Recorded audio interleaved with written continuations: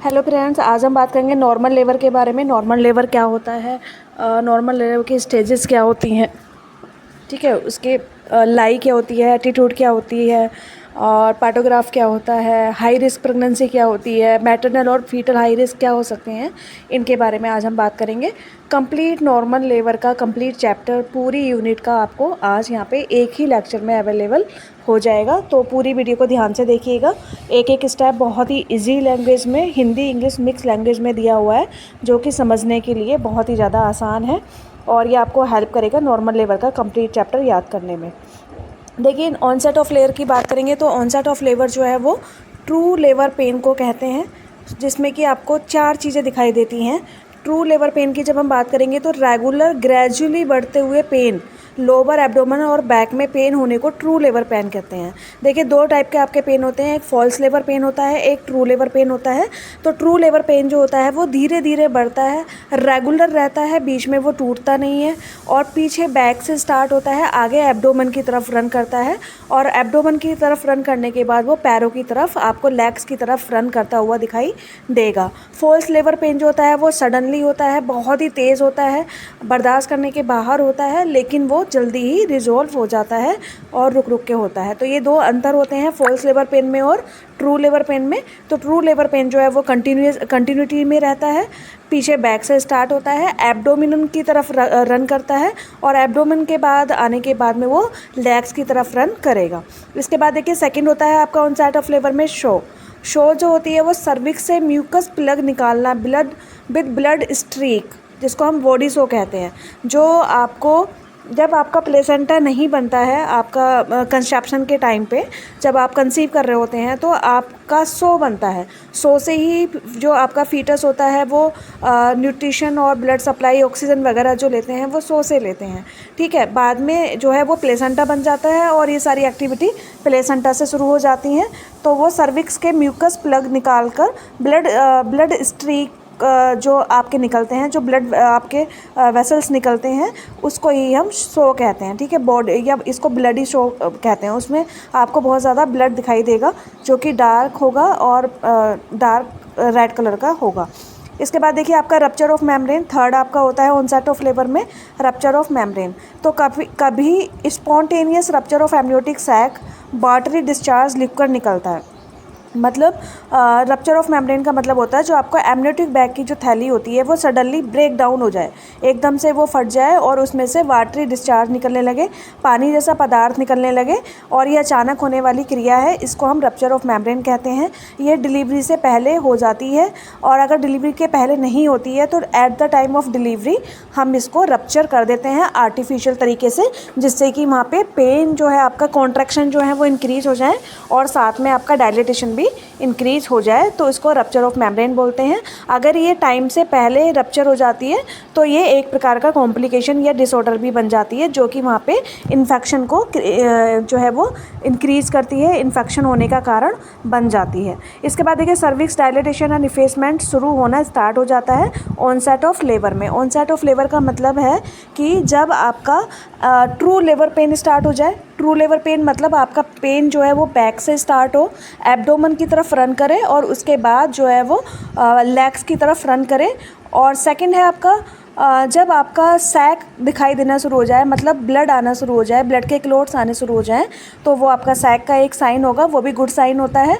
वो हर किसी में प्रेजेंट नहीं होता, किसी किसी पेशेंट में प्रेजेंट होता है और ये नॉर्मल लेबर का एक साइन होता है। रप्चर ऑफ मेम्ब्रेन का मतलब आपका जो एमनियोटिक बैग की जो थैली है, जो फ्लूइड है, वो अचानक से रप्चर हो जाए और आपका डायलिटेशन वहाँ पे जो है इंक्रीज़ होने लगे स्लोली और आपका जो कॉन्ट्रैक्शन है वो भी इंक्रीज़ होने लगे, वो आपका, उसको आपका जो है वो रप्चर ऑफ मेम्ब्रेन कहते हैं। इसके बाद सर्वाइकल डायलिटेशन और इफेसमेंट, मतलब जब आपका ये सारी चीज़ें होने के बाद में सर्विक्स का धीरे धीरे डायलिटेशन होने लगे, साथ में आपको बच्चे का हेड या लेग जो भी उसका प्रेजेंटिंग पार्ट है वो दिखाई देने लगे, उसका इफेसमेंट होने लगे, तो ये आपका ऑनसेट ऑफ लेबर में आएगा। ये सारे साइन जो है वो आपके ऑनसेट ऑफ लेबर के हैं।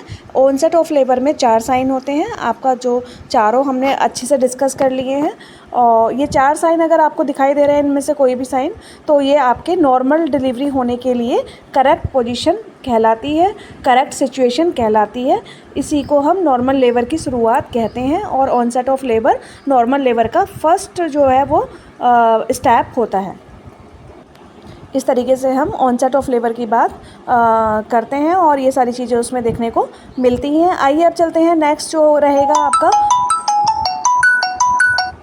वो रहेगा फर्स्ट स्टेज ऑफ लेबर। देखिए आपको सभी को पता है कि जो आपकी लेबर की स्टेजेस होती हैं वो आपकी टोटल 4 स्टेजेस होती हैं, जिसमें फर्स्ट स्टेज ऑफ लेबर जो होगी आपकी onset of true labour pain से लेकर सर्विक्स के फुल डायलेटेशन तक का जो टाइम होता है वो ऑनसेट ऑफ ट्रू लेबर में आता है। और जो फुल डायलेटेशन होता है वो आपका 10 सेंटीमीटर का होता है। इसका मतलब है जब आपका ऑनसेट ऑफ लेबर स्टार्ट होता है तब से स्टार्ट से लेके और 10 सेंटीमीटर तक के डायलेटेशन को हम फर्स्ट स्टेज ऑफ लेबर कहते हैं। ड्यूरेशन जो होती है, अगर हम इसके ड्यूरेशन की बात करेंगे तो देखिए प्राइमरी ग्रेविडा में 12 से 14 घंटे की होगी और मल्टी ग्रेविडा में 6 से 8 घंटे की होगी। प्राइमरी ग्रेविडा का मतलब होता है जब महिला पहली बार प्रेग्नेंट होती है या फर्स्ट उसकी डिलीवरी होती है तो उसको प्राइमरी ग्रेविडा कहते हैं। और जब महिला 2 बच्चे या 2 से ज़्यादा बच्चों को जन्म दे चुकी होती है तो उसको मल्टी ग्रेविडा कहते हैं। तो प्राइमरी ग्रेविडा की जो फर्स्ट स्टेज ऑफ लेबर है वो 12 से 14 घंटे रहेगी और मल्टी ग्रेविडा की जो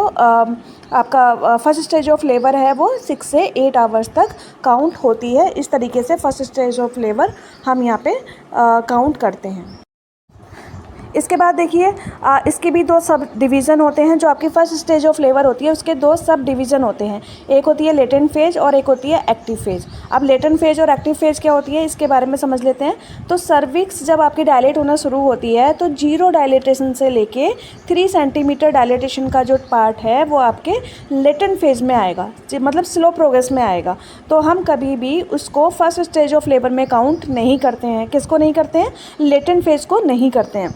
और जो एक्टिव फेज होती है वो 4 सेंटीमीटर से लेके 10 सेंटीमीटर तक का डायलेटेशन, जिसको हम रैपिड प्रोग्रेस कहते हैं, मतलब एकदम से होने वाली प्रोग्रेस।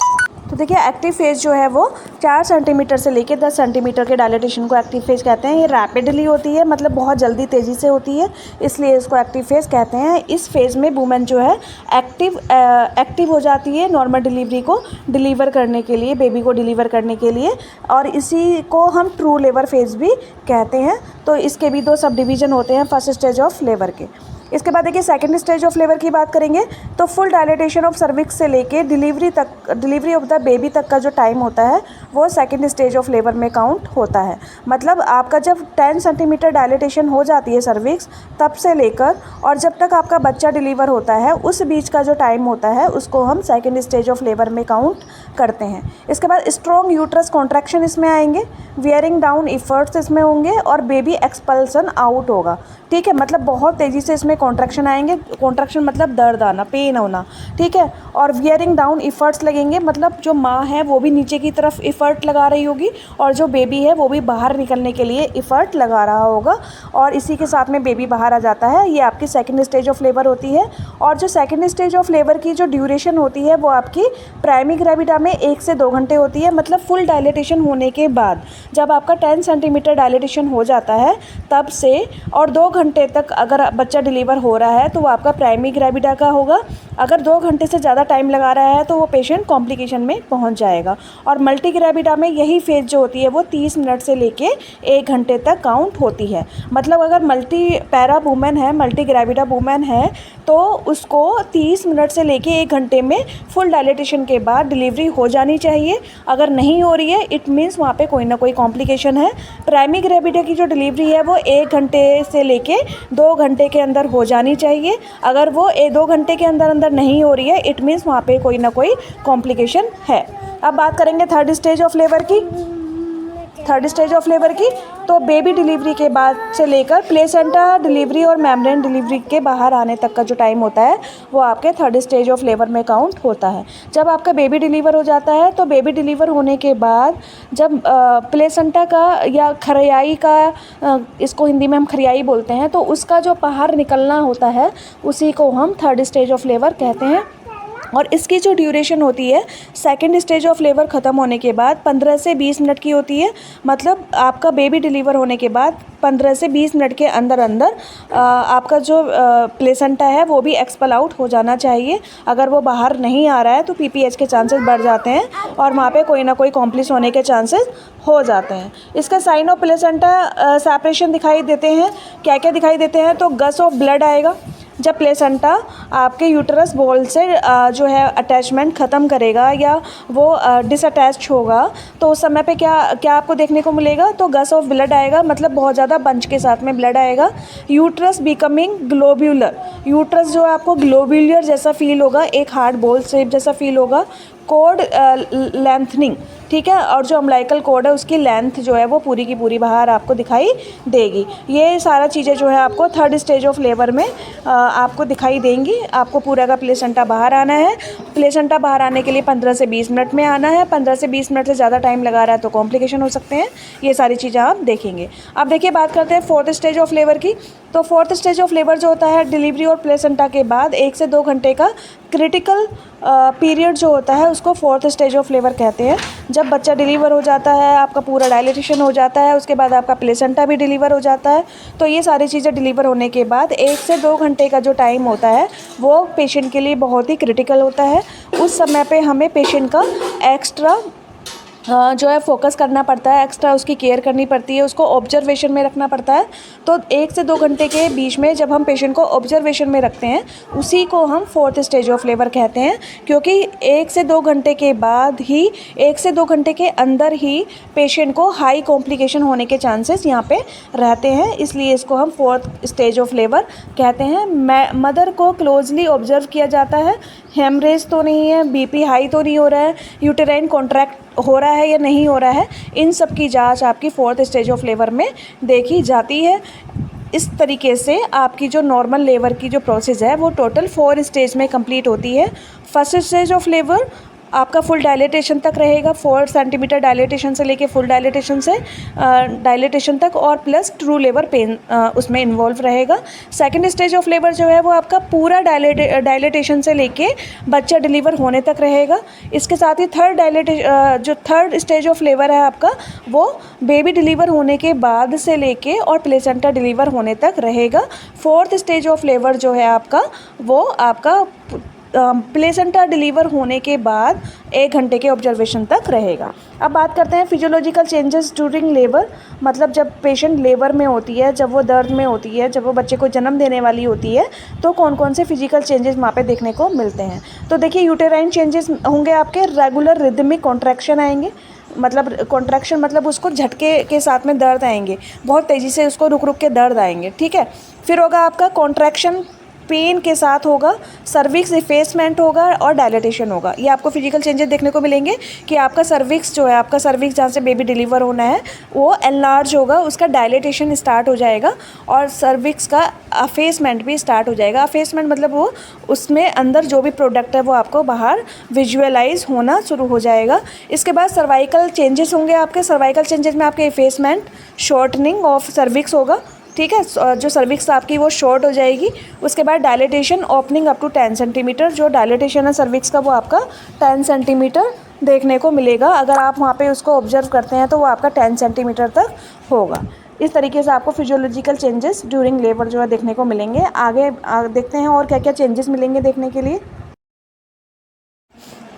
और देखिए, थर्ड होगा आपका वेजाइनल कैनाल एंड पेरिनियम, ठीक है। जो वेजाइनल कैनाल होगी जहाँ से बेबी आपका एक्सपेल आउट होगा, जो उसका आने का रास्ता होगा वो आपका सॉफ्ट हो जाएगा, सॉफ्टनिंग हो जाएगी, उसमें स्ट्रैचिंग आ जाएगा, मतलब वो फैल जाएगा, बेबी पैसेज इजी हो जाएगा। देखिए, आपको पता है 3 चीज़ें होती हैं बेबी डिलीवर होने के टाइम पे, एक होती है पैसेज, एक होता है पैसेंजर और एक होता है पावर। पावर हम बोलते हैं पेन को, जो दर्द आता है ना, और पैसेज बोलते हैं हम रास्ते को, और पैसेंजर हम बोलते हैं फीटस को। ये 3 टर्म यहाँ पे यूज होती हैं। तो आपका जो पैसेंजर होगा, जो पैसेज होगा, सॉरी पैसेज मतलब रास्ता होगा, वो क्या होगा, सॉफ्ट हो जाएगा और स्ट्रैच हो जाएगा, ठीक है। इसके बाद देखिए, बात करेंगे मैटरनल चेंजेस की। मैटरनल में क्या क्या चेंजेस आएंगे, तो पल्स रेट थोड़ा कम हो जाएगी, ठीक है, पल्स रेट कम हो जाएगी।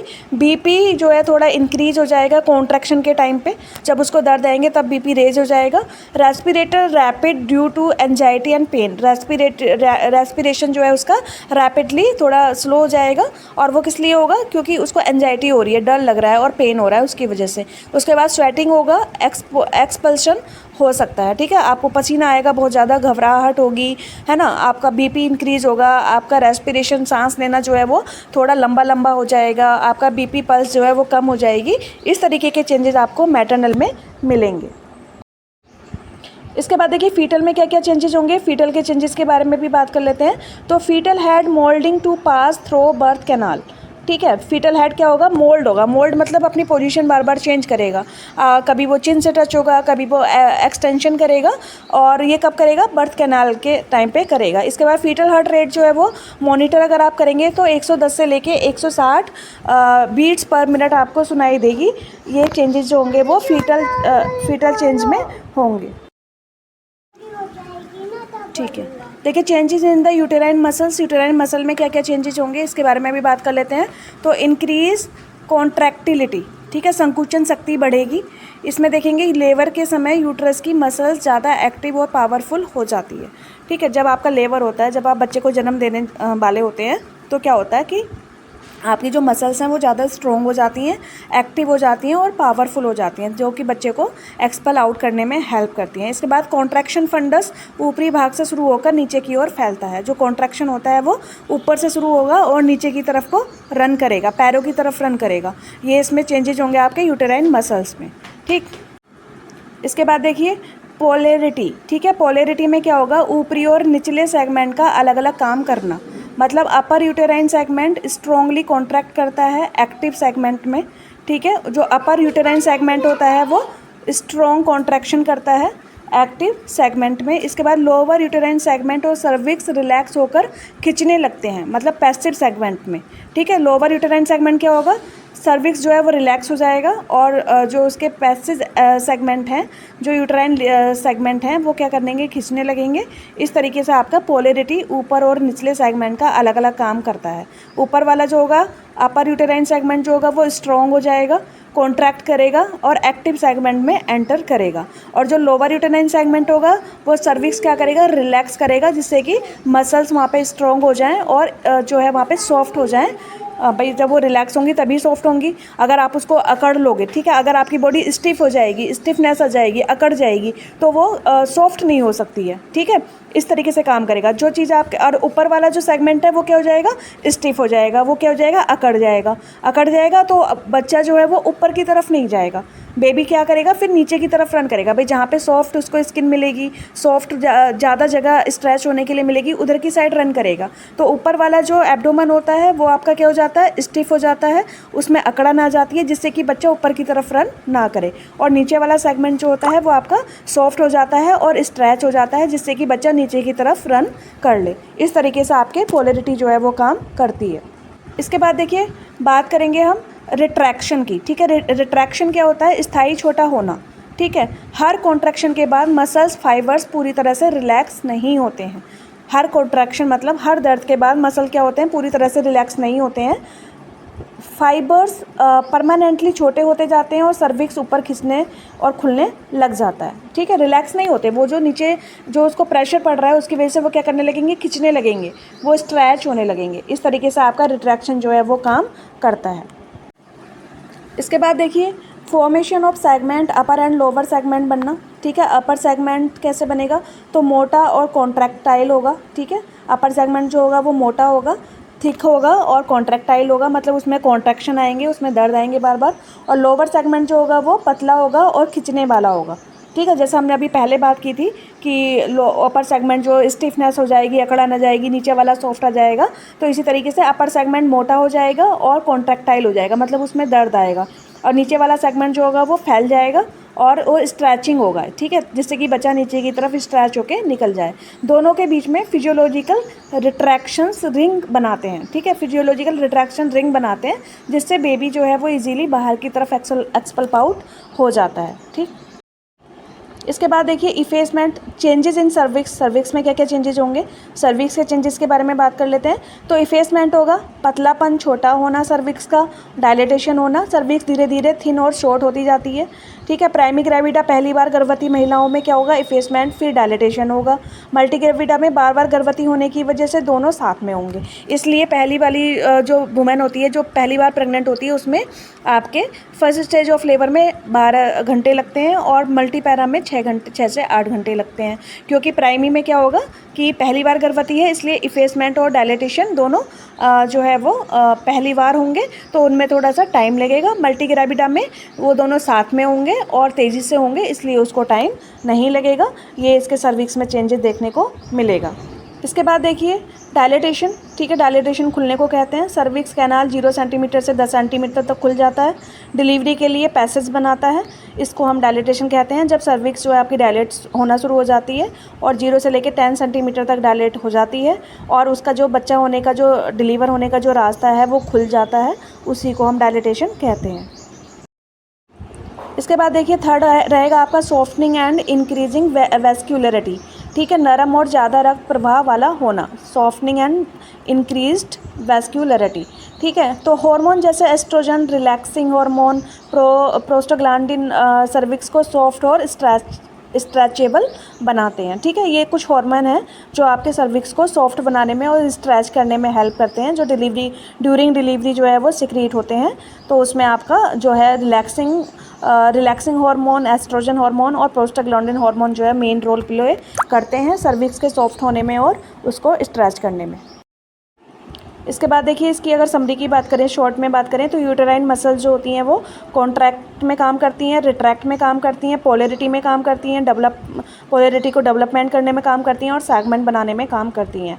सर्विक्स जो होती है वो इफेसमेंट में, मतलब सर्विक्स का पतला होना, मोटा होना, खुलना, है ना, वेस्कुलर जो है वो सॉफ्ट और एक्टिव होना, इन सब में काम करती हैं। ये ऑलरेडी हम अभी क्लास में डिस्कस कर चुके हैं। इसके बाद देखिए बात करते हैं लाई ऑफ लेबर की। लाई क्या होती है, तो डेफिनेशन अगर हम बात करेंगे तो फीटस की लंबी एक्सिस, मतलब लंबाई जो होती है, और मदर की लंबाई जो होती है, एक्सिस जो होता है, उसके बीच का जो संबंध होता है उसको लाई कहते हैं। मतलब फीटस का जो पोजीशन है वो लंबा है या ट्रांसवर्स है या ब्रीच है, और उसके साथ ही मदर का जो एक्सिस है, जो उसकी जो है क्या कहते हैं उसको, अम्लाइकल को, जो उसकी लंबर पंक्चर है, लंबर रीजन है, उससे पैरेलल है या नहीं है, उस चीज़ को इंडिकेट करती है। इसी को हम लाई कहते हैं, जिसको हम रीढ़ की हड्डी कहते हैं। तो रीढ़ की हड्डी के समांतर में आ रही है या नहीं आ रही है बेबी का, तो उसी को हम लाई कहते हैं। इसके बहुत सारे टाइप्स होते हैं। पहला है आपका लॉन्गिट्यूडनल लाई, जिसको अनुप्रस्थ नहीं सीधा लेटना कहते हैं। फीटस की लंबाई माँ की लंबाई के समांतर होना चाहिए, जैसे मैंने अभी बताया कि जैसे माँ की लंबाई है, जो रीढ़ की हड्डी है माँ की, उसके पैरेलल ही फीटल की लंबाई भी होनी चाहिए। नॉर्मल लेबर की में यही पहला पहचान होती है। इसके बाद आपका ट्रांसवर्स लाई होती है दूसरा, जो जिसको हम आड़ा बोलते हैं। तो फीटस की जो लंबाई होती है माँ की लंबाई के जो है वो परपेंडिकुलर शेप में होती है। तो ट्रांसवर्स आपको पता है तिरछे को बोलते हैं, ठीक है। तो इसके बाद आपकी थर्ड जो लाई होती है ओब्लिक लाई होती है। तिरछा लेटना, फीटस तिरछा होना, उसको ओब्लिक लाई कहते हैं। जैसा आपने देखा होगा कि आप ओब्लिक मतलब एक तिरछा डंडा खींच देते हैं, तो वो आपकी ओब्लिक लाई होती है। ये भी इन ट्रांसवर्स लाई और ओब्लिक लाई में नॉर्मल डिलीवरी होना संभव नहीं होता है, और जो लॉन्गिट्यूडनल लाई होती है उसमें ही नॉर्मल डिलीवरी होना संभव होता है। तो इस तरीके से आपके 3 टोटल लाई यहाँ पे होती हैं, लॉन्गिट्यूडनल लाई, ट्रांसवर्स लाई और ओब्लिक लाई, जिसके आधार पर आपके नॉर्मल डिलीवरी का डिसीजन होता है। इसके बाद देखिए बात करेंगे हम एटीट्यूड ऑफ लेबर की। लेबर का एटीट्यूड क्या होता है, तो डेफिनेशन की अगर हम बात करेंगे तो फीटस के अलग अलग पार्ट्स जो होते हैं वो हेड, ट्रंक और लिम्स होते हैं। उनके आपस में रिलेशन को एटीट्यूड कहते हैं। मतलब उसका लिम कैसा है, उसका ट्रंक कैसा है, ठीक है, उसका हेड कैसा है, वो पैरेलल है या नहीं है, एक सीध में है या नहीं है, उसी को हम क्या कहेंगे, एटीट्यूड कहेंगे। तो नॉर्मल एटीट्यूड जो होता है वो हेड फ्लैक्स्ड होता है। तो नॉर्मल एटीट्यूड की अगर हम बात करेंगे तो जो चिन्ह होगा चेस्ट पर लगा हुआ होगा, जो फीटस का चिन्ह है वो चेस्ट से टच होगा, उसको हम नॉर्मल एटीट्यूड कहेंगे। इसके बाद लिम्स फ्लैक्स्ड की बात करेंगे तो हाथ पांव मुड़े हुए होंगे, आपस में एक जुड़े हुए होंगे। इसे यूनिवर्सल फ्लेक्शन एटीट्यूड कहते हैं और नॉर्मल लेबर में भी यही पाया जाता है। अगर उसकी चिन उसके चेस्ट से टच हो रही है और उसके हाथ पैर मुड़े हुए हैं, इट मीन्स वो नॉर्मल एटीट्यूड है, वो नॉर्मल डिलीवरी के लिए एकदम परफेक्ट पोजीशन कहलाएगी। इसके बाद देखिए पोजीशन ऑफ लेबर की बात करेंगे।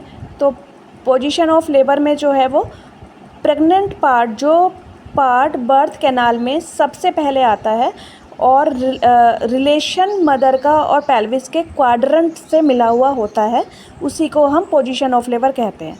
मतलब प्रेजेंटिंग पार्ट क्या आ रहा है, सबसे पहले कौन सा पार्ट प्रेजेंट हो रहा है आपके सर्विक्स में, ठीक है, उसका जो रिलेशन है मदर के साथ में सही है या नहीं है, नॉर्मल डिलीवरी के लिए परफेक्ट है या नहीं है, उसी को हम क्या कहते हैं, पोजीशन ऑफ लेबर कहते हैं।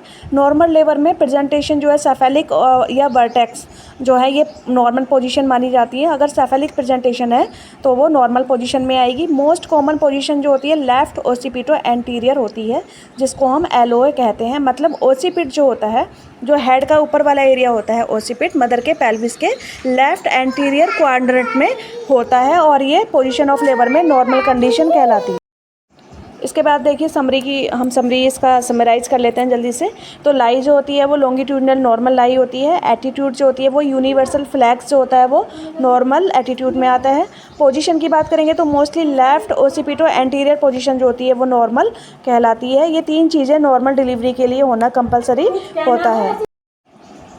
इसके बाद देखिए डिनोमिनेटर नॉर्मल लेबर की बात करेंगे। तो डेफिनेशन की बात करेंगे डिनोमिनेटर की, तो वो एनाटॉमिकल लैंडमार्क है जो फीटस के प्रेजेंटिंग पार्ट पर होता है और जिससे फीटल पोजीशन को डेफिनेशन कहा जाता है, डिफाइन किया जाता है, सॉरी, ठीक है। तो डिनोमिनेटर का मतलब है कि आपका जो एनाटॉमिकल लैंडमार्क है वो फीटस के प्रेजेंटिंग पार्ट पर होना आपका क्या कहलाएगा, डिनोमिनेटर कहलाएगा। जैसे हमने आपके लैंडमार्क्स पढ़े थे, जो आपका सिम्फाइसिस प्यूबिस से शुरू हुआ था और आपका सैक्रल ऑफ प्रोमोनेंट्री पे ख़त्म हुआ था, तो उसी के अकॉर्डिंग जो है वो फीटल के लैंडमार्क के अकॉर्डिंग ही फीटल का पोजीशन होना चाहिए, उसी को हम डिनोमिनेटर कहते हैं। डिफरेंट प्रेजेंटेशन से डिनोमिनेटर जो है वर्टेक्स प्रेजेंटेशन में ओसिपुट आता है, फेस प्रेजेंटेशन में मैंटम या चिन आती है। इस तरीके से हम उसको चेक कर सकते हैं। अगर आपका वर्टेक्स प्रेजेंटेशन है तो ऊपर वाला भाग आएगा सिर का, जिसको हम ओसिपिटल बोलते हैं, और अगर आपका फेस प्रेजेंटेशन है तो मैंडम और चिन, मतलब आपका जो फेस है, फेस वाला एरिया आपको आगे दिखाई देगा, जिसको हम डिनोमिनेटर कहते हैं। इसके बाद देखिए ब्रो प्रेजेंटेशन होती है आपकी, फोरहेड फ्रंटल बोन आती है। ब्रो में आपका जो आईब्रोज होती हैं, ये वाला जो पार्ट है वो आपका पहले आता है डिलीवरी के टाइम पे। ब्रीच प्रेजेंटेशन होती है, ब्रीच में सैक्रम जो आपका बटक्स वाला पार्ट है वो आपका पहले आएगा, ठीक है। उसके बाद शोल्डर प्रेजेंटेशन होती है तो एक्रोमियम, ठीक है, शोल्डर पॉइंट या स्कैपुला जो है वो आपका पहले आएगा प्रेजेंटिंग पार्ट के रूप में, तो उसको हम शोल्डर प्रेजेंटेशन कहते हैं। ये सारी प्रेजेंटेशन जो है वर्टेक्स को छोड़ के सारी एबनॉर्मल प्रेजेंटेशन होती हैं, इसमें नॉर्मल डिलीवरी होना असंभव होता है। इसके बाद देखिए प्रेजेंटेशन ऑफ लेबर की बात करेंगे। तो डेफिनेशन की बात करेंगे प्रेजेंटेशन ऑफ लेबर में, तो वो भाग पार्ट ऑफ फीटस जो सबसे पहले बर्थ कैनाल में आता है और वेजाइनल एग्जामिनेशन से फील किया जाता है, उसी को प्रेजेंटेशन ऑफ लेबर कहते हैं। जब हम पीवी एग्जामिनेशन करते हैं तो पीवी एग्जामिनेशन के टाइम पे हमें कौन सा पार्ट फील हो रहा है, उसके हेयर्स फील हो रहे हैं, उसकी आईज़ फील हो रही हैं, उसकी नोज़ फील हो रही है, फेस फील हो रहा है, या लेग्स फील हो रही है, या बटक्स फील हो रहे हैं, या शोल्डर फील हो रहा है, तो जो भी पार्ट आपको फील हो रहा है वही उसकी प्रेजेंटेशन होगी। टाइप ऑफ प्रेजेंटेशन की बात करेंगे तो देखिए आपकी वर्टेक्स प्रेजेंटेशन होती है जो आपका नॉर्मल लेबर के लिए एडिक्वेट प्रेजेंटेशन होती है। इसके बाद ब्रो प्रेजेंटेशन होती है, फेस प्रेजेंटेशन होती है। ब्रो प्रेजेंटेशन में आपका ब्रो वाला एरिया आता है, आईब्रो वाला एरिया। फेस प्रेजेंटेशन में आपका चिन और मैंडम वाला एरिया आता है। इसके बाद देखिए आपका ब्रीच प्रेजेंटेशन है। ब्रीच प्रेजेंटेशन में निस्तंभ का आना, मतलब आपके बटक्स आते हैं, लेग्स आती हैं, तो इसमें आपका कंप्लीट ब्रीच होती है जिसमें आपके बटक्स आते हैं। फ्रैंक ब्रीच होती है जिसमें आपका एक लेग आ सकता है या आपके लेग्स आ सकते हैं। फुटलिंग ब्रीच प्रेजेंटेशन होती है जिसमें आपके फुट आते हैं, मतलब पैर पहले आते हैं। तो ये ब्रीच प्रेजेंटेशन में भी आपके बहुत सारे टाइप्स देखने को मिलते हैं। बटक्स आ रहे हैं वो भी ब्रीच है, आपके लेग्स आ रहे हैं वो भी ब्रीच है, आपका एक लेग आ रहा है एक नहीं आ रहा है वो भी ब्रीच है। इस तरीके से हम ब्रीच का डिफाइन करते हैं। अब देखिए बात करेंगे हम ब्रीच प्रेजेंटेशन, स्तंभ का आना, कंप्लीट ब्रीच, फ्रैंक ब्रीच और फिटलिंग ब्रीच, ये हमने ऑलरेडी बात कर ली थी। शोल्डर प्रेजेंटेशन की, ठीक है, शोल्डर प्रेजेंटेशन कंधे का आना जो ट्रांसवर्स लाई पोजीशन में नॉर्मली देखने को मिलता है, ठीक है। जो आपका ट्रांसवर्स पोजीशन होती है उसमें मोस्टली शोल्डर ही पहले डिलीवर होते हैं और ये बहुत ही कॉम्प्लिकेटेड जो है वो सिचुएशन होती है। नॉर्मल लेबर में सबसे पहले कॉमन प्रेजेंटेशन जो होती है वो सेफेलिक और वर्टेक्स पोजीशन को कहते हैं। इसके बाद देखिए हम देखेंगे प्रेजेंटेशन कौन सा भाग कैनाल में आता है, ठीक है, ये भी देखेंगे हम। तो डिनोमिनेटर उस भाग का एनाटोमिकल लैंडमार्क जिसे पोजीशन तय करता है। एनाटोमिकल लैंडमार्क मतलब जो फीमेल है, जो मदर है, उसके पैरेलल कौन सा भाग फीटस का उस समय पे अवेलेबल है, उसी के अकॉर्डिंग ये डिसाइड होता है कि कौन सी पोजीशन पहले आनी है, कौन सी नहीं आनी है। नॉर्मल लेबर की बात करेंगे तो presentation plus cephalic vertex denominator plus occiput, ठीक है, ये 3 चीज़ों पे डिपेंड करती है आपकी नॉर्मल लेबर की प्रेजेंटेशन। ये था इसकी समरी, ओवरऑल समरी कि नॉर्मल प्रेजेंटेशन हम कैसे आइडेंटिफाई करते हैं और कौन सी एबनॉर्मल पोजीशंस होती हैं जिनको हम आइडेंटिफाई तो करते हैं लेकिन नॉर्मल डिलीवरी में वो प्रॉब्लम क्रिएट कर सकती हैं। इसके बाद देखिए मैकेनिज्म ऑफ लेबर की बात करेंगे तो मैकेनिज्म ऑफ लेबर में सबसे पहले आएगा इंगेजमेंट। जब फीटल हेड का बाई पैराइटल डायामीटर, सबसे बड़ा ट्रांसफर डायामीटर, मैटरनल पेल्विस की ब्रिम को क्रॉस कर जाता है, उसी को हम इंगेजमेंट कहते हैं। मतलब सबसे बड़ा डायामीटर कौन सा होता है, हेड का होता है। और जब हेड बाई पैराइटल डायामीटर, सबसे बड़ा जो डायामीटर होता है वो जो आपका ट्रांसवर्स डायामीटर होता है वो मैटरनल पेल्विस के ब्रिम के अंदर, आपको पता है ब्रिम कहाँ होता है, तो ब्रिम के अंदर क्रॉस कर जाता है या उसके अंदर फिक्स हो जाता है, उसी को हम इंगेजमेंट कहते हैं। मतलब सिर पेल्विक कैविटी में उतर जाने को हम इंगेजमेंट कहते हैं। मैकेनिज्म टोटल 9 पार्ट में कंप्लीट होता है। इसके बाद होता है आपका डिसेंट। डिसेंट जो है आपका कंटिन्यूस प्रोसेस है थ्रू आउट द लेबर, मतलब पूरी लेबर में लगातार होने वाला जो प्रोसेस है उसे डिसेंट कहते हैं। इसको आप स्किप भी कर सकते हैं और ऐड भी कर सकते हैं। इसके लिए मैंने एक प्रॉपर अलग से डेमोस्ट्रेशन वाली वीडियो भी बनाई है जो आप मेरे चैनल पे जाके सर्च कर सकते हैं डेमोस्ट्रेशन वाले प्लेलिस्ट में। उसमें आपके मैकेनिज्म ऑफ लेबर को लेके एक अलग से प्रॉपर वीडियो है विद डेमोस्ट्रेशन, ठीक है। आगे चलते हैं।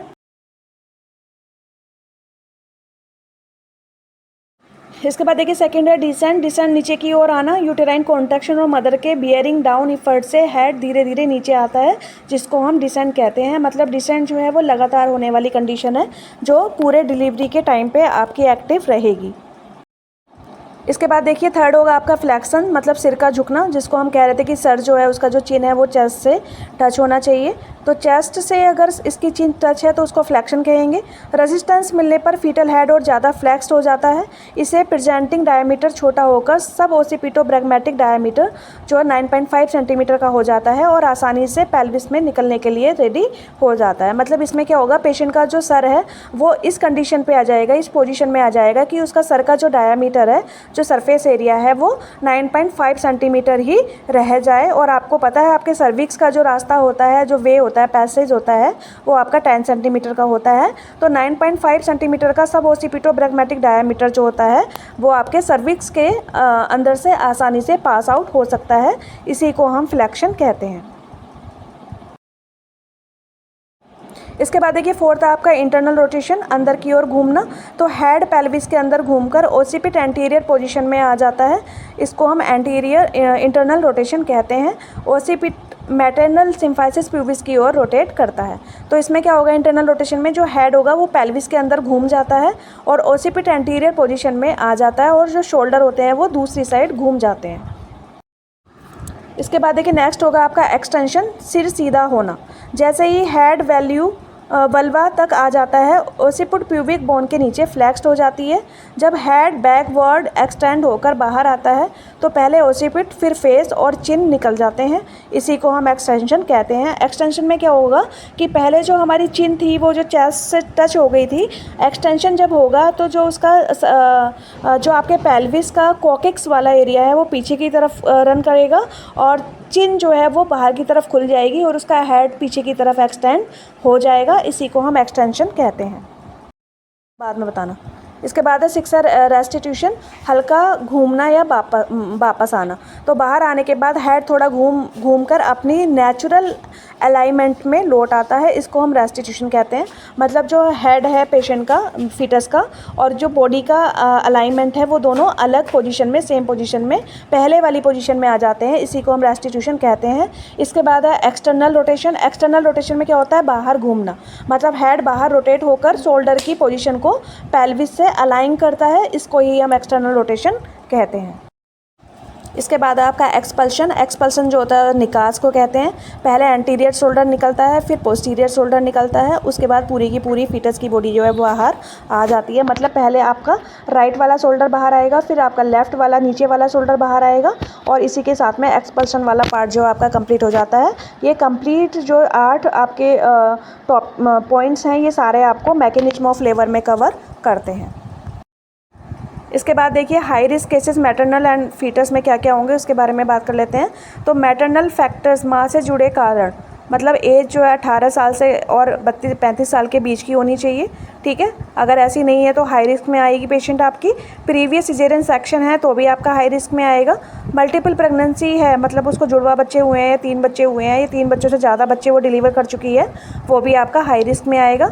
हाइपरटेंशन है, डायबिटिक है, एनीमिया है पेशेंट को, ठीक है, ये सब आपके हाई रिस्क में आएंगे। अगर कोई भी माल प्रेजेंटेशन है जैसे ब्रीच या ट्रांसवर्स है, वो भी आपके हाई रिस्क केस में आएंगे, जो कि हमने अभी पहले भी डिस्कस कर चुके हैं कि ब्रीच प्रेजेंटेशन क्या होती है, ट्रांसवर्स प्रेजेंटेशन क्या होती है। तो ये सारे केसेस जो हैं वो हाई रिस्क केसेस में काउंट होते हैं। इसके बाद देखिए लेबर फैक्टर्स में फिर सबसे जुड़े हाई रिस्क क्या होंगे, तो प्रोलॉन्ग्ड लेबर, ऑब्स्ट्रक्टिव लेबर और pre rupture of membrane labour. ये 3 लेबर जो होती हैं ये आपके लेबर फैक्टर के प्रोस्पेक्टस से आपके हाई रिस्क में काउंट होती हैं। प्रोलॉन्ग्ड लेबर जो होती है, अगर आपका फुल डायलिटेशन हो गया है और आपका जो प्राइमी का हमने टाइम बताया था कि 1 से 2 घंटे के अंदर डिलीवरी हो जानी चाहिए फुल डायलिटेशन के बाद, अगर वो नहीं हो रही है तो उसी को हम प्रोलॉन्ग्ड लेबर कहते हैं। और मल्टी में अगर आधा घंटे से लेके 1 घंटे तक नॉर्मल डिलीवरी नहीं हो रही है फुल डायलिटेशन के बाद, तो वो आपका प्रोलॉन्ग्ड लेबर में आएगा। ऑब्स्ट्रक्टेड लेबर की बात करें तो कोई भी कॉम्प्लिकेशन है, जैसे बच्चे की धड़कन कम हो रही है, आपके जो यूट्रस वाला पार्ट है वो बहुत ज़्यादा स्टिफनेस हो गया है, या डायलिटेशन रुक गया है, या कॉन्ट्रैक्शन आने बंद हो गए हैं, या वहाँ पे आपका वल्वा एरिया पूरा का पूरा स्वेल हो गया है, तो अगर ऐसी कोई भी कंडीशन हो रही है जहाँ माँ डिस्ट्रेस में चली जाए या बेबी डिस्ट्रेस में चला जाए, वो आपके ऑब्स्ट्रक्टिव लेबर में काउंट होता है। प्रीमैच्योर रप्चर ऑफ मेम्ब्रेन, अगर आपकी एमनियोटिक फ्लूइड की जो थैली है वो टाइम से पहले जो है वो फट जाती है, तो उसे हम प्रीमैच्योर रप्चर ऑफ मेम्ब्रेन कहते हैं। इसके बाद देखिए फीटल फैक्टर, भ्रूण से जुड़े कारण कौन कौन से हो सकते हैं, तो इंट्रायूटेराइन ग्रोथ रिटार्डेशन IUGR, मतलब बच्चा जो है वो सही से डेवलप नहीं हो रहा है, भ्रूण जो है वो सही से डेवलप नहीं हो रहा है एब्डोमेन में, यूट्रस में, तो वो आपका एक जो है फीटल फैक्टर हो सकता है। ओलिगोहाइड्रोमनियाज या पॉलीहाइड्रोमनियाज जो है वो भी आपका इसका पार्ट हो सकता है। ओलिगोहाइड्रोमनियाज मतलब पानी की कमी होना, और पॉलीहाइड्रोमनियाज मतलब पानी ज़रूरत से ज़्यादा होना फीटस के अंदर, तो इससे भी आपका फीटस जो है वो डिस्ट्रेस में आ जाता है। और उसके बाद आपका फीटल एनोमलाई, अगर फीटल के अंदर कोई कंजेनिटल एबनॉर्मलिटी देखने को मिल रही है तो वो भी आपका फीटल डिस्ट्रेस का कारण, ये फीटल फैक्टर का कारण बन सकता है। इसके बाद देखिए फीटल डिस्ट्रेस की बात करेंगे तो जब बेबी को लेबर के दौरान ऑक्सीजन सप्लाई कम मिलती है तो फीटल हाइपोक्सिया में चला जाता है, उसी को फीटल डिस्ट्रेस कहते हैं। मतलब जब डिलीवरी हो रही होती है उस समय पे प्रेशर पड़ने की वजह से, कॉन्ट्रैक्शन होने की वजह से, या किसी अन्य दिक्कत होने की वजह से अगर बच्चे को ऑक्सीजन मिलना कम हो जाए तो बच्चे की धड़कन रुक जाए या कम हो जाए, तो उसी को हम फीटल डिस्ट्रेस कहते हैं। इसके बहुत सारे साइन होते हैं, साइन मतलब कारण होते हैं, जैसे एबनॉर्मल FHR, ठीक है, फीटल हार्ट रेट नॉर्मल जो होती है वो 110 से लेके 160 होती है, लेकिन अगर आपको इससे ज़्यादा या इससे कम सुनाई दे चेक करने पर तो आपका फीटल डिस्ट्रेस में होगा। डिस्ट्रेस 110 ब्रैडीकार्डिया बोलते हैं अगर 110 से कम है, और 160 से अगर ज़्यादा है तो उसको ट्रैकीकार्डिया कहते हैं। अगर आपका फीटल की हार्ट रेट, फीटल की धड़कन 110 से कम है तो ब्रैडीकार्डिया कहलाएगी, और वही धड़कन अगर 160 से ज़्यादा है तो ट्रैकीकार्डिया कहलाएगी। इसके बाद देखिए मेकोनियम स्टेन लिक्विड, अगर अंदर से मेकोनियम जैसी कंडीशन आपको लग रही है, आपको लग रहा है कि बच्चे ने गंदा पानी पी लिया है या अंदर पोटी कर ली है, तो वो आपका मेकेनियम स्टेन लिक्विड कहलाएगा। इसमें आपको ब्लूइश कलर का या बदबूदार पानी आपको वेजाइना से आता हुआ, यूट्रस से आता हुआ दिखाई देगा। वो भी आपके हाई रिस्क डिस्ट्रेस बेबी का एक साइन है। इसके बाद इरेगुलर एब्सेंट फीटल मूवमेंट, अगर आपको बीच बीच में फीटल के मूवमेंट फील नहीं हो रहे हैं, उसका हिलना डुलना चलना नहीं फील हो रहा है, वो भी आपके फीटल डिस्ट्रेस में आएगा। इसके बाद लेट डिक्लेरेशंस ऑन CTG, ठीक है, अगर ऐसा कुछ है कि आपको डिक्लेरेशन जो है वो बाद में सुनाई दे रही है, CTG नहीं हो रही है, तो वो भी आपका फीटल डिस्ट्रेस में आएगा। मैनेजमेंट जो है इसका एक ही है, मैटरनल डिलीवरी जो है वो जल्दी से जल्दी करानी है, उसके लिए आप उसका सिजेरियन सेक्शन करा सकते हैं। ऑक्सीजन टू मदर को ऑक्सीजन कनेक्ट करनी है तुरंत ही, जिससे कि बच्चा डिस्ट्रेस में ना जाए और मदर भी डिस्ट्रेस में ना जाए। बात करेंगे मेकोनियम स्टेन लिक्विड की। अब हमने बात की है, अभी करेंगे मैटरनल डिस्ट्रेस की। मैटरनल डिस्ट्रेस में क्या क्या होता है, तो जब माँ को लेबर के दौरान कॉम्प्लिकेशन होता है तो वहाँ पे मैटरनल डिस्ट्रेस की कंडीशन देखने को मिलती है। मतलब लेबर के दौरान कॉम्प्लिकेशन का मतलब है कि जब वो नॉर्मल डिलीवरी के लिए तैयार होती है और पेन ले रही होती है, उस समय पे अगर कोई भी वहाँ पे प्रॉब्लम क्रिएट हो जाती है जो नॉर्मल डिलीवरी में बाधा बने, उसी को हम मैटरनल डिस्ट्रेस कहते हैं। इसके साइनम सिम्टम्स होते हैं कुछ, जैसे पल्स हो गया, BP चेंज हो गया, डिहाइड्रेशन हो गया, एग्जीक्यूशन हो गया, आपका एंजाइटी हो गया, सीवियर पेन हो गया, नॉट रिलीव्ड इन इंटरवल्स हो गया। मतलब अगर उसको पेन आ रहे हैं तो लगातार आ रहे हैं, बीच में उसे आराम नहीं मिल पा रहा, पानी की भारी कमी हो गई है, स्वेटिंग की वजह से उसको डिहाइड्रेशन हो गया है, एक्सपल्शन हो गया है ना, उसका पल्स रेट जो है वो ट्रैकीकार्डिया में चला गया है, मतलब ज़रूरत से ज़्यादा हाई हो गया है। तो ये कुछ मेन जो है वो डिस्ट्रेस के साइनम सिम्टम्स होते हैं ड्यूरिंग लेबर, जो मैटरनल में देखने को, मदर में देखने को मिलते हैं। उसके बाद देखिए बात करेंगे ऑब्स्ट्रक्टेड लेबर की। ऑब्स्ट्रक्टेड लेबर के साइंस एंड सिम्टम्स क्या होते हैं, तो बैंडल रिंग दिखाई देना शुरू हो जाता है, मतलब जो आपका सर्विक्स एरिया होता है उस पर एक रिंग जैसी आकृति दिखाई दे जाती है। उसके बाद डिलीवरी होना संभव नहीं हो पाता है। इसके बाद टेंडर लोअर यूटेराइन सेगमेंट दिखाई देता है, मतलब नीचे वाले जो एब्डोमेन का एरिया होता है उसमें टेंडरनेस आ जाती है, स्टिफनेस आ जाती है। फाउल स्मेलिंग वेजाइनल डिस्चार्ज होने लगता है, मतलब वेजाइना से जो भी डिस्चार्ज होता है, जो भी वहाँ से लिक्विड आ रहा होता है, वो सब क्या होगा, बदबूदार आना शुरू हो जाता है, वो फॉलिंग डिस्चार्ज उसमें आनी शुरू हो जाती है, वो एक इन्फेक्शन होने का संकेत होता है। इसके अलावा एक्सिक्यूटिव ब्लीडिंग होती है, मतलब जिसको हम PPH कहते हैं, इसका रिस्क रहता है, जिसमें नॉर्मल से ज़्यादा ब्लीडिंग यहाँ पर देखने को मिलती है। इसका जो मैनेजमेंट है वो इमीडिएट रिसस्टिटेट करेंगे, IV फ्लूइड चढ़ाएंगे, ऑक्सीजन लगाएंगे एंड आप आगे उसको रेफ़र कर सकते हैं और जल्दी से जल्दी इसमें डिलीवरी कराने की ट्राई करेंगे। ये इसका मैनेजमेंट होता है। ये सारे मैटरनल डिस्ट्रेस के अंदर आते हैं। मैटरनल डिस्ट्रेस, मैटरनल साइन बहुत ही ज़्यादा कॉम्प्लिकेशन हो सकते हैं, ये जानलेवा भी हो सकते हैं। इसके बाद देखिए इसकी समरी की बात करेंगे, तो समरी में क्या होता है, हाई रिस्क लेबर जो केसेस होते हैं उसमें जो टीनेजर मदर होती हैं और एल्डरली मदर होती हैं वो सब हाई रिस्क में आएंगी। टीनेजर मदर का मतलब है 18 उम्र से कम वाली जो महिलाएं हैं और 35 उम्र से बाद वाली जो महिलाएं हैं, वो सारी चीज़ें जो है हाई रिस्क में आपको काउंट होंगी। इसके बाद प्रीवियस C-सेक्शन है, अगर मल्टीपल प्रेगनेंसी है, माल प्रेजेंटेशन है, प्रोलॉन्ग्ड लेबर है या ऑब्स्ट्रक्टेड लेबर है, हाइट बहुत ज़्यादा कम है या वज़न बहुत ज़्यादा कम है या बहुत ज़्यादा वज़न है, किसी को कार्डियक प्रॉब्लम है। इसके अलावा अगर कोई मेडिसिन ले रहा है, कोई बहुत ज़्यादा अल्कोहल लेता है, कोई स्मोक करता है, किसी का प्रीवियस डिलीवरी वो सही तरीके से नहीं हुई है, और अगर कोई को BP की शिकायत है, थायराइड की शिकायत है, ये सारी जितनी भी कंडीशंस होती हैं ये सब आपके हाई रिस्क प्रेगनेंसी के अंदर आती हैं। अब बात करेंगे फीटल डिस्ट्रेस साइन की, तो फीटल डिस्ट्रेस साइन जो होते हैं वो abnormal FHR meconium liquid decrease movement को कहते हैं। मतलब अगर उसका FHR नॉर्मल नहीं है, ट्रैकीकार्डिया है या ब्रैडीकार्डिया है, ट्रैकीपीनिया है, ब्रैडीपीनिया है सॉरी, और अगर उसका लिक्विड जो है वो ग्रीनिश कलर का आ रहा है या बदबूदार आ रहा है और उसके मूवमेंट प्रॉपर नहीं हो पा रहे हैं, तो ये भी आपका एक डिस्ट्रेस का मामला है जो फीटल डिस्ट्रेस में आता है। इसके अलावा मैटरनल डिस्ट्रेस साइन की बात करेंगे तो tachycardia, high BP, low BP, dehydration, obstructed labour sign और ब्लीडिंग, PPH, APH, ये सारी चीज़ें जो है वो मैटरनल डिस्ट्रेस में काउंट होती हैं। ये इसकी समरी है। अब बात करते हैं पार्टोग्राफ की। तो पार्टोग्राफ क्या होता है, ये भी आपके नॉर्मल लेबर का एक पार्ट है। पार्टोग्राफ, इसकी डेफिनेशन की बात करेंगे तो पार्टोग्राफ एक ग्राफिकल रिकॉर्ड है जिसमें माँ, मैटरनल और बच्चा फीटल की स्थिति और लेबर की प्रगति, मतलब प्रोग्रेस ऑफ लेबर के बारे में जो है वो चार्ट के द्वारा पता करते हैं। यह WHO द्वारा रिकमेंडेड है, जो लेबर मैनेजमेंट के लिए यूज होता है। और ये बहुत ही सिंपल और आज जब आपकी पेशेंट एक्टिव लेबर में जाती है तब से फिल करने वाला एक ग्राफिकल स्ट्रक्चर है, जिससे हम बहुत ही आसानी से ये पता कर सकते हैं कि हमारी मदर और फीटल जो है वो डिस्ट्रेस में तो नहीं जा रहे हैं, किस समय पे वो डिस्ट्रेस में जा रहे हैं, उस समय पे क्या मैनेजमेंट उसको हमें देना है, क्या एक्शन उस समय पे लेना है। ये सारा डिस्कशन, ये सारा ऑब्जर्वेशन हम पार्टोग्राफ के द्वारा आसानी से कर सकते हैं। देखिए पार्टोग्राफ के जो ग्राफिकल स्ट्रक्चर है उसके बारे में बात कर लेते हैं। तो इसमें देखिए 2 लाइन होती हैं आपकी डायलिटेशन वाले पार्ट में, एक होती है अलर्ट लाइन, एक होती है एक्शन लाइन। अलर्ट लाइन जो होती है उसे हम 4 सेंटीमीटर पर भरना शुरू करते हैं जब 4 सेंटीमीटर डायलिटेशन हो जाता है, और 1 सेंटीमीटर डायलिटेशन 1 घंटे में वहाँ पे काउंट होना चाहिए, वहाँ पे जो है प्रोडक्ट्स होना चाहिए।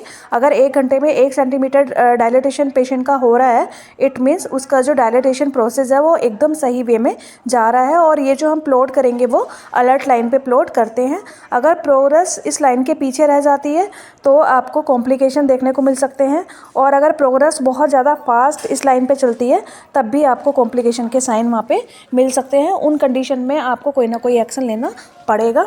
दूसरी होती है आपकी एक्शन लाइन। एक्शन लाइन जो होती है वो अलर्ट लाइन से 4 घंटे दाईं ओर खींची जाती है, जो कि इंडिकेट करती है आपके एक्शन लेने के लिए। मतलब अगर आप पार्टोग्राफ फिल कर रहे हैं और आपका जो एक्शन लाइन है उस पर आपकी कोई भी इंडिकेशन टच हो जाता है तो आपको इंडिकेशन मिल जाता है कि आपको वहाँ पे कोई ना कोई एक्शन तुरंत से लेना है। ठीक है, इसके बाद देखिए कंपोनेंट ऑफ पार्टोग्राफ की बात करेंगे, कौन कौन से भाग होते हैं। तो एक फीटल सर्कुलेशन का भाग होता है जो भ्रूण की स्थिति को बताता है। इसमें आपका फीटल हार्ट रेट को हम ड्रॉ करते हैं, और फीटल हार्ट रेट जो है वो हर 30 मिनट में ली जाती है और पार्टोग्राफ पे फिल की जाती है। लिक्विड का जो कलर होता है उसको हम देखते हैं, उसमें क्लियर, मेकोनियम और स्टेन और ब्लडी कलर आप देखते हो।